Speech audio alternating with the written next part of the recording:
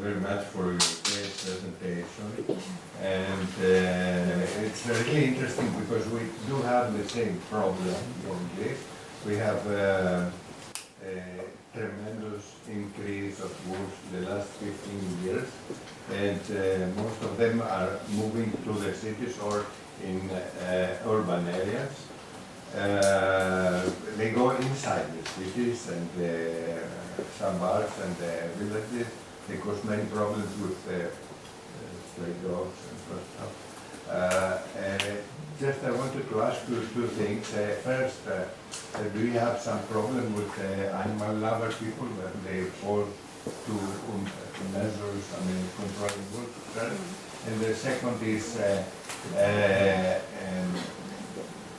some of these animal lover people, they feed the dogs just in many areas. So the wolves take advantage and they go after this dog food in some areas very close to the urban areas.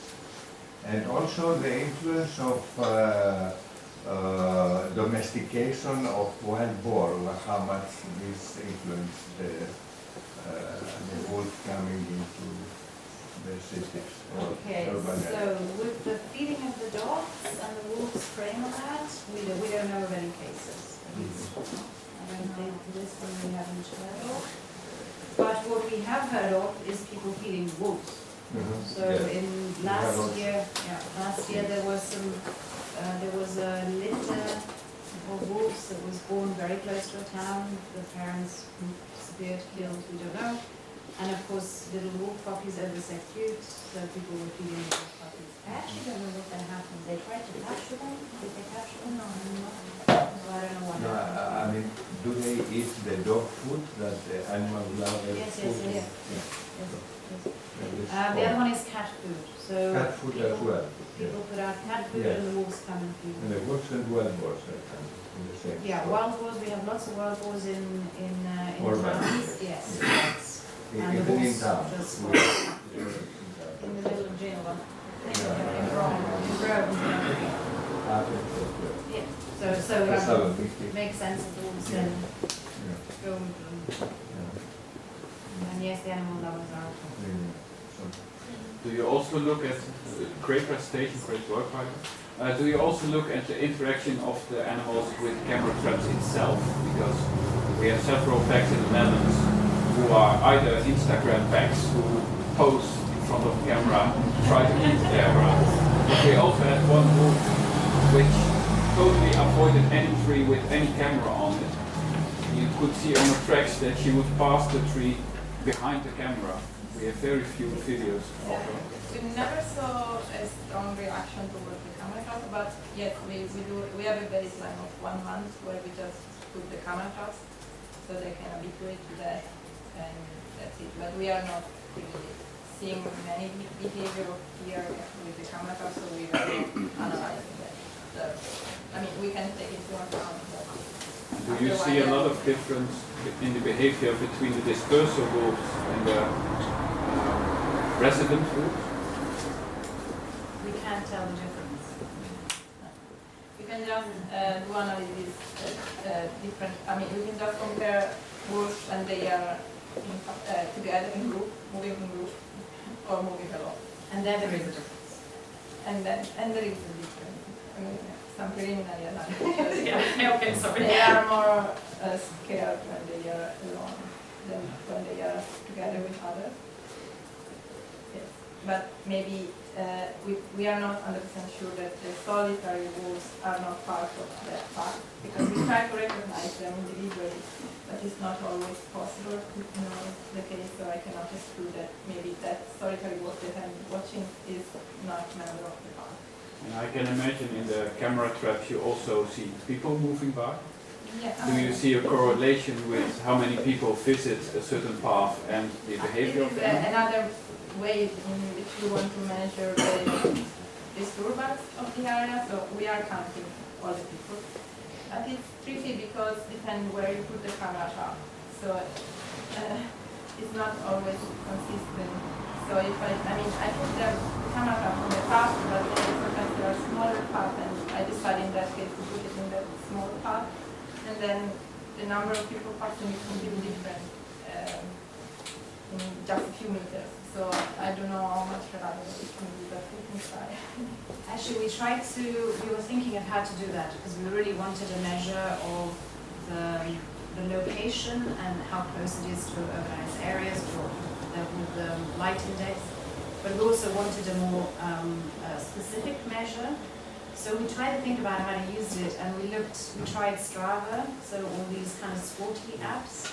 But basically, for example, the hunters in Italy don't use these things, and the mushroom pickers neither, and they're the most people that would be more likely to be there. So we tried to think about getting phone data from companies, but we looked into it, and it was a nightmare. So if you have any other ideas of how you're welcome in the Netherlands, because we have now 9 wolf packs, of which 7 are in one forested area of 1,000 square kilometers. Okay. And you have some military areas where nobody comes. Fine. We're coming. We have highly recreational areas. Yeah, so this test is simple. Yes, just need the camera trap. Simple. You need the camera trap, and then you need to think, a little bit where to put the object, because you don't want the wolf seeing the object too far away, otherwise you cannot kill them. To see the object on the ground. But they can be done. And I think this is very much where we would like to go. So it's very simple tests. We have no idea if we're going to get an urbanization gradient, but what we do see is huge variability in behavior. So we see, so Martina showed that we even had one case of a pack of wolves attacking the dog. So it wasn't just one, but we do get a huge variability. And where there is variability, it means that something is working in the sense that the test is working, because you get variability. Why we get that variability, we don't know yet. So we can't really say. But I think it might be a really interesting way to go to actually kind of look at these things, not just at the local level, just in Tuscany, which is also a very small region, but really to try and think about doing it in a much more widespread way. So yes, we're totally open to collaborations. Our human population density is even more than India on average. Really? Oh wow, okay. That surprises me somehow, but cool. Very interesting. One thing I wish also I didn't. I'm fast. I'm sorry. Sometimes I speak too fast. No. The issue that not issue. Why you do this is that to understand the domestication and the interactions, or is that you at least you showed it to understand what is happening to the wolves when they interact in the urban or semi-urban systems. The second one. The second. Mostly the second one, but I think it has implications for the ideas about domestication, because there is this idea that the motor that changed dogs, wolves to dogs, is the change in their feeding habits. Exactly. And their change of the feeding habits is linked to humans. So urbanization, in a sense, might mirror, and this place is just mind-blowing. Last night we were like, so it really is this. It's like kind of trying to see if in this setting we have some very clear predictions based on what dogs do and what we know about free-ranging dogs. We have clear predictions on what wolves should do. Exactly. Because when a carnivore more not exclusively but closer to meat diet started to shift to broader diet. The gut microbes, enzymes, specialization, and the protein digestion processes start to shift. Like we know that happened in the urbanization, like domestication of dogs, especially domestication of the cat. I don't know anything about because the cat eats from meat to exclusive meat to like very varied diet. Where Canis naturally has a broader spectrum, so it is less of a shift. So that's what I would say. So have you ever looked into the digestion, the scat, and the processes that you mentioned? So for the moment, just diet, but so Carmela, who is the person responsible for the Dead Wolf Network, her idea is that with a lot of different researchers looking at pollutants, for example. So with the idea also to look at whether, depending on the urbanization gradient, you actually find different types of pollutants. Microbiomes, I mean, you can take it, you know, wherever you want. Not me, I'm a behavior person, even already diet is a little out of my comfort zone, so I'm not going to go further. But yeah, so the potential is there to do this. Yeah. So you recommend to reduce anthropogenic food in order to control the urban growth problem? Not until I finish my study, please. But I mean, I don't know. Yes, I guess the way to. I don't. Yeah. Wolf dispersal is male virus, so perhaps it has some influence on tameness of these urban wolves. Did you find any sexual differences in between females and males approaching humans inside the city? We don't know. So, based on the carcass collection, we do find more males. So we have more male carcasses, and this is definitely because of dispersal. They get hit by cars when they go in dispersal. We also have a peak around January, February, when it seems to be that the puppies get kicked out by the parents, right, who are mating. So we have a peak of carcasses that are reported and that Carmela collects, and there is a male bias. But I would not necessarily say that that means that they're the ones that are actually living closer to human urbanized areas. They might be the ones that are dispersing more, and therefore we see them more, but not necessarily that they're establishing themselves there. Don't you think that the behavior of wolves is different in the towns than the forest? Because when they came into the towns, they used all these objects, and the behavior is different. So at the forest, it's the objects are foreign, Strange. Yes. Yeah. And the behavior is different that when they see the objects in the town. Yeah. So,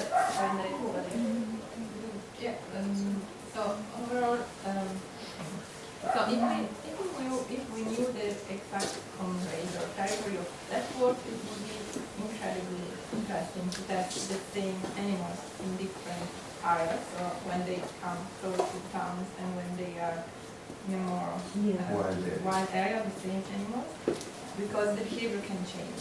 Yes. But overall, if a wolf lives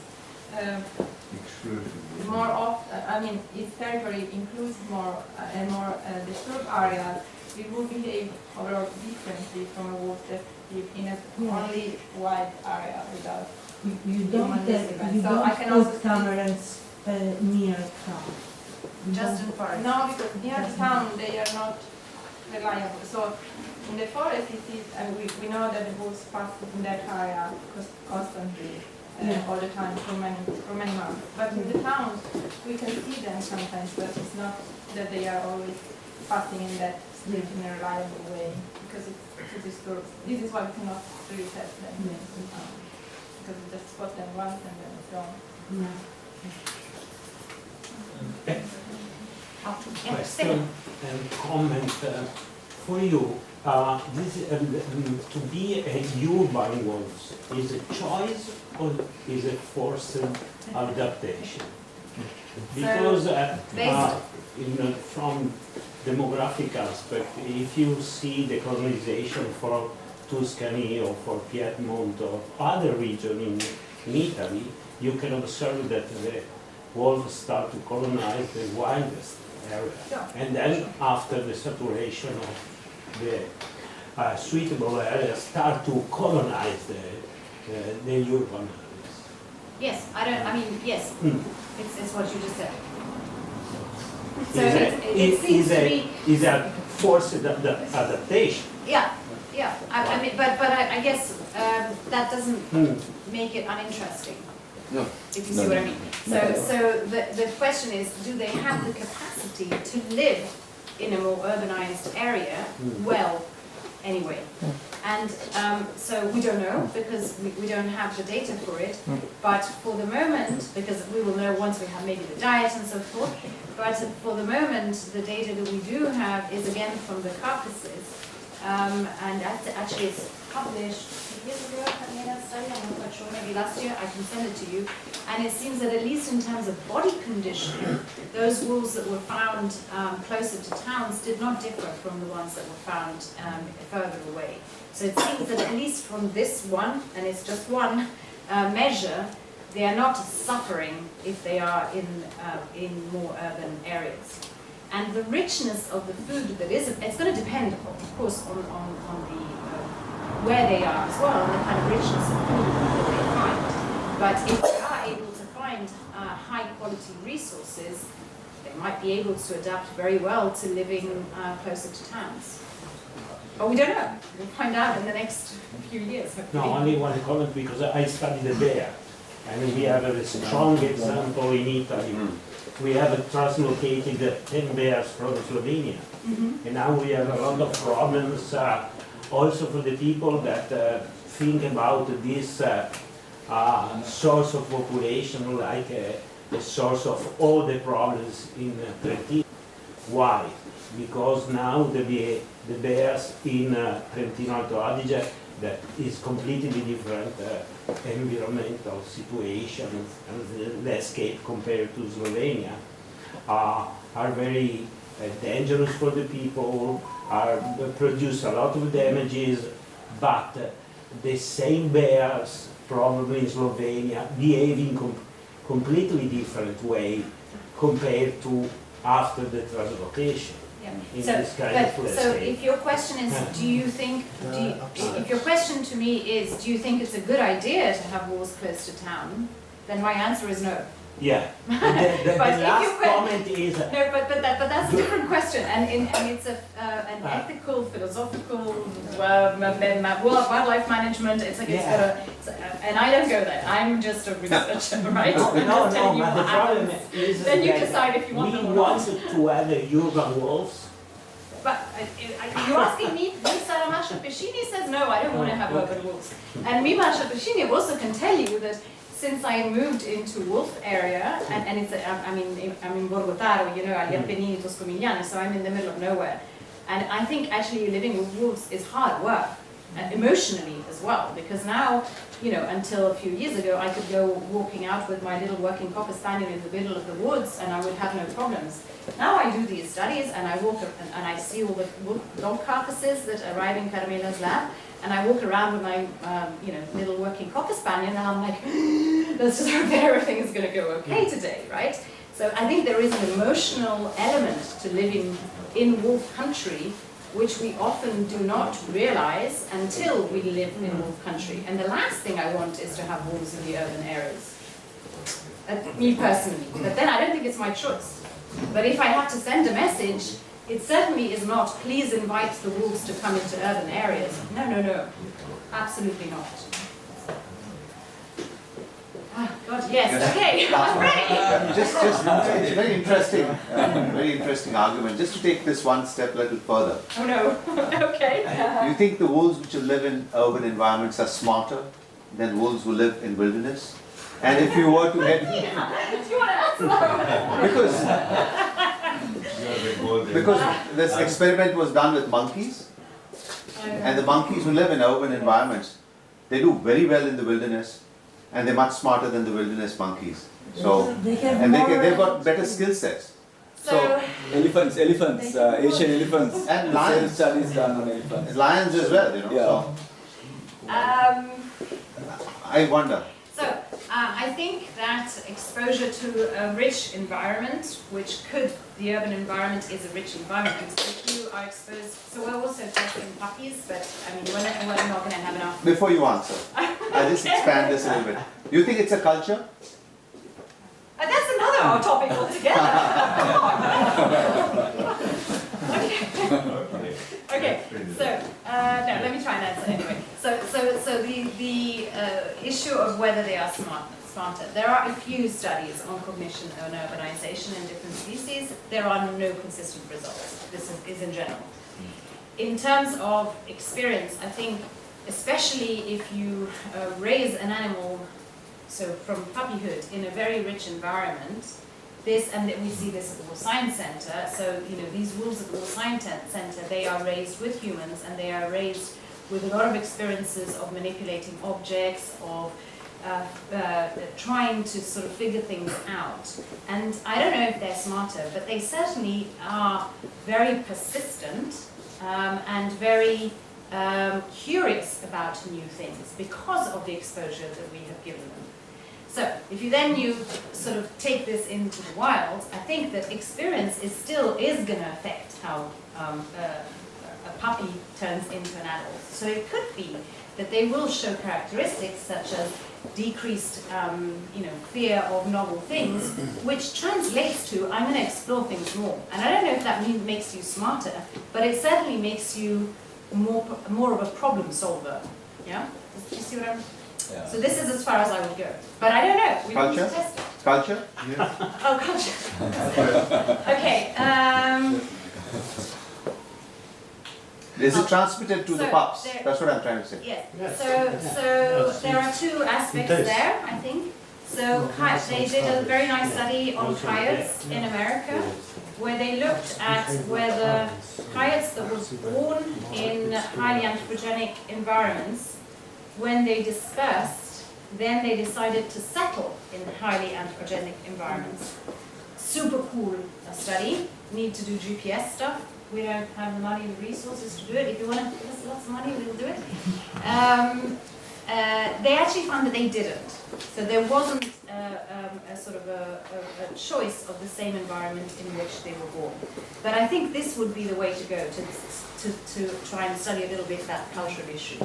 So whether there is a social learning of your environment, a social learning of your food resources, so a social learning of many different aspects. But it would mean having to tag the animal before dispersal, and then hoping that you get the dispersal and the diet afterwards, and then you could sort of answer that question. Having said that, wolves at the Wolf Science Center are very good social learners. We tested them on imitation and different forms of social learning, and they learn very well from each other. So they certainly have the capacity to learn from cohort specifics.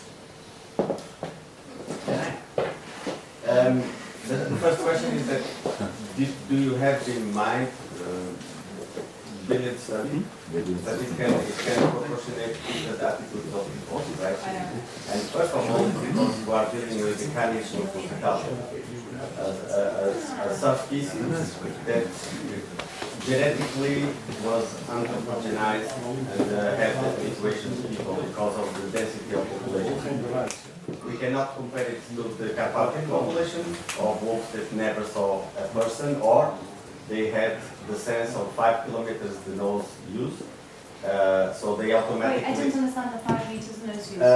Because wolves can smell distances of 5 kilometers, 10 kilometers, depends on the plane or the roughness of the territory. So there are studies that the proximity of people makes the wolves to run faster away, yes. right? Yes. So I think we will have some very different results if we will do the same study in Carpathia. Let's do it. Yeah, let's do it. There we go. Let's keep the money first. Yeah, I look for the money. The same situation in Portugal, right? Because we have Canis ibericus, some people agree or not.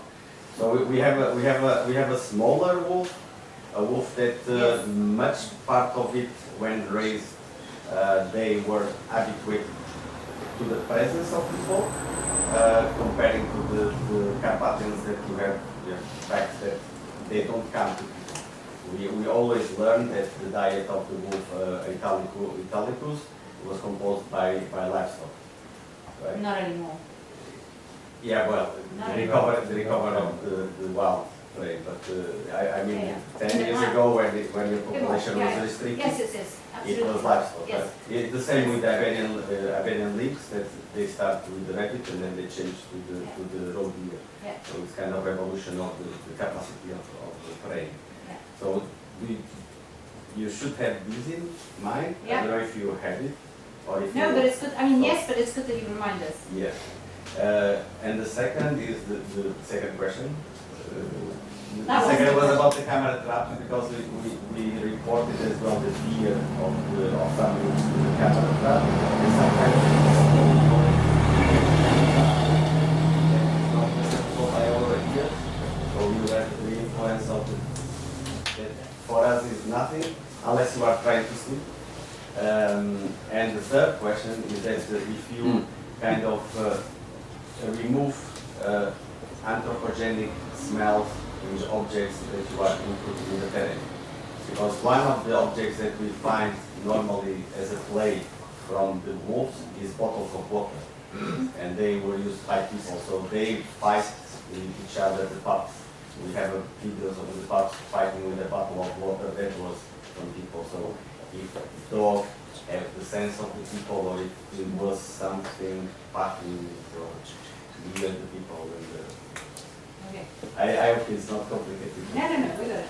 No, with the camera trap, I mean, as I said before, we have this period of 1 month where we habituate them to the camera trap. But also this year we don't see many reactions towards the camera trap. So, and anyhow, I mean, we are just comparing different groups and all of them have the camera trap. Same camera. The same camera trap. Mm-hmm. So I'm just interested in difference between the different groups, not exactly in the, you know what I mean. Or individual reaction because I had a pack crossing the camera and just one was afraid of the camera. And the other no. And the other no. They didn't care about it. The same. But we're testing the same, so you put the camera trap down, Yeah. we see the walls pass, then you put the object down, then you do the rope test. And then what we go and do with the statistical analysis is we compare the reaction of the animals when we put the object down to when the camera trap was there, but there was no object. So in a sense, the camera trap is always there, so it becomes the constant. So it's not that causes the behavior, it is the object because the camera trap is always there. And we always compare it to the yeah, So that is variability that you are looking for. The variability that we're looking for is if in different locations, depending on how close they are, depending on the urbanization gradient, so the light or the other human footprint index, we're still trying to decide which of these ones to use. So whether, depending on the different locations that are closer or further away to humans, the behavior of those wolves in that location is different. Because the closer they are living to humans, the more I expect them that they walk by and they hear the blah blah blah blah of the person in the speakers, and they're like, ah yeah, it's just people. But if I am, you know, up in the mountains in the middle of nowhere in Tuscany is, you know, but in our scale, middle of nowhere, where they have very little exposure to people speaking, then it will cause a reaction. Same thing with the rubbish bin. I expect that the wolves that are living closer to humans, they kind of know these smells of the rubbish bin. They've been exposed to human rubbish before. It might even be interesting. It might be something that, oh, wait a minute, this is, you know, my little snack, so I'm going to go closer. Whereas the ones living up in the top of the mountains, I don't expect that. So what I expect is differences in those terms because of the experience that those wolves will have had when they live closer to humans, which I don't think they should, by the way, Stefan, just to make that clear again. Yeah? Wait, that was one question. Yes. The second was if you remove the anthropogenic smells from the objects. No, it's part of the test. Part of the Yeah, and also we cannot because the people passing by they are touching us. It makes no sense. So we put the smell of the dogs on the fake dog, for example, but we touch the fake dog with the hands because kids go there petting. So all our objects, every bit of smell of the human, which is a constant, and also we can. I Like the noise of the camera. I made that experience in the enclosed walls. And I put a stick, it was a big stick, and I put my smell all over. I put it in the floor, I put the camera, and the reaction of them, it was the alpha, because it was enclosed area, the alpha came, all the wolves came to that region, but the alpha came, picked the stick, and he took the Yeah. kind of, but in enclosed area, right? But your first comment about the Canis lupus italicus is really interesting, and it's something that it's one of the other reasons why we would like to, basically, I mean, ideally, if I had to just kind of dream a little bit, have a network, a European network, where you present exactly the same test with exactly the same camera traps, with exactly the same procedures, using exactly the same urbanization gradient. And then, yeah, you might find that, I don't know, in one of the countries that are represented here today, you find a huge difference between more urban and less urban, and in Italy you don't. Because, I mean, hey, Italy is all highly I can't say this word. You know what I'm trying to say. Europe, except of Maybe, Paris, yeah. except for Russia, Right. and Turkey. Yeah. So this would be even more interesting. It might be that then you no can place have. would have people in this part of the world. Yeah. So maybe we don't find an effect. We don't know. Find out. That of Canada. Just a quick one. If you use projection to acquire The rolling for the rolling, yeah. so we use the stuff. We even try to do it systematically, but then. Is it kind of mixture or? So we tried the Megamat, which is famous in the US. So tried the boost, but it's difficult to find it really well. Which is made of the content of the anagrams of animals like and that works. But then we just had then the fish, that works. And then we tried this Papo, which was made in France, is a repellent for ungulate. But it's not in production anymore, we are just and that smell of cigarettes, and they roll on it. But also, we pilot the test here, putting it on the ground. We just wanted to see what they were doing. We put on the ground a picture of the male that was very human male, very stinky, and the wolves were rolling on it. We don't know, we really have no idea why some wolves roll on some others. Really Can I? but for condoms, in general, they use rolling. Maybe because they have fatty acid, which is a substance that is in the anagrams of animals, and mix it with rolling. But not all. And maybe from January to March we see the rolling, but during the summer we never see it. It's really rolling. So it's also a matter of season, maybe, I don't know, it's reproduction. I have no idea.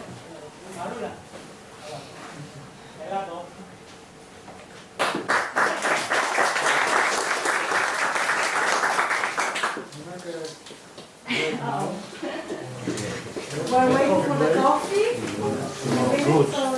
I brought some Swiss chocolate, so there's enough for everyone to take one, but the organizers can take two. And make sure that everybody's out there. Right?